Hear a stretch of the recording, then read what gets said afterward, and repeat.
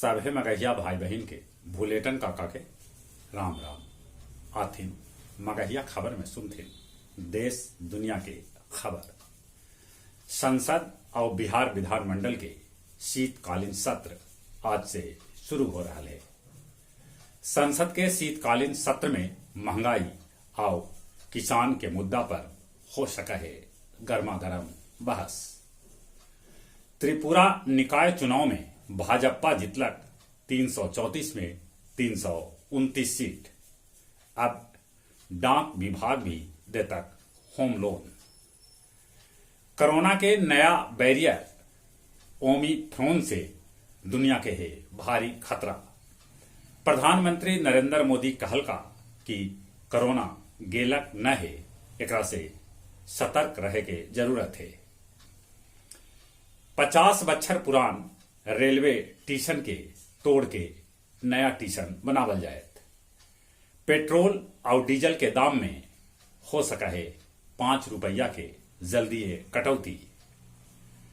पर्चा लीक होवे के बाद उत्तर प्रदेश टीईटी परीक्षा रद्द कर देवल गए।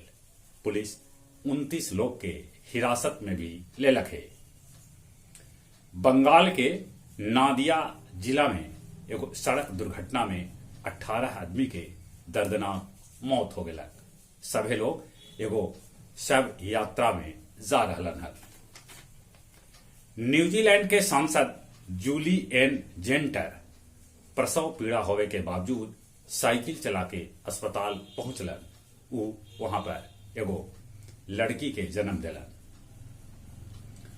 जापान के फिल्म रिंगो वांडरिंग जितलक गोल्डन पीकॉक पुरस्कार। उत्तरी पेरू में 7.5 तीव्रता के भूकंप के झटका महसूस कल गए।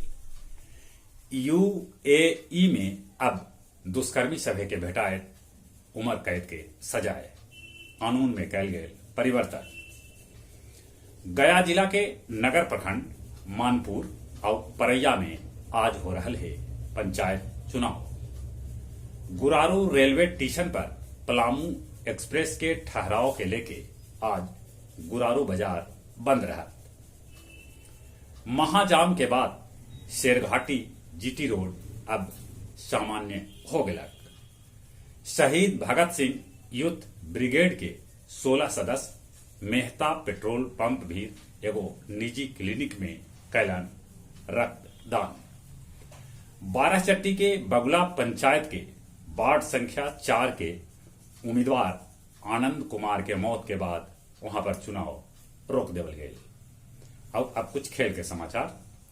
श्रेयस अय्यर और रीतिमान साहा के अर्ध शतकीय पारी से न्यूजीलैंड के भेटायल 284 रन के कठिन लक्ष्य। श्रेयस अय्यर पहिलका पारी में शतक बनौलन और दूसरका पारी में अर्ध शतक। ई देश के पहला खिलाड़ी बन गलन जे पहिलका टेस्ट में शतक और अर्धशतक बनौलन है।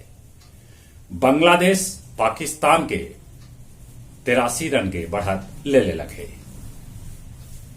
64वीं राष्ट्रीय निशानेबाजी प्रतियोगिता में भावेश शेखावत जीतलन स्वर्ण पदक।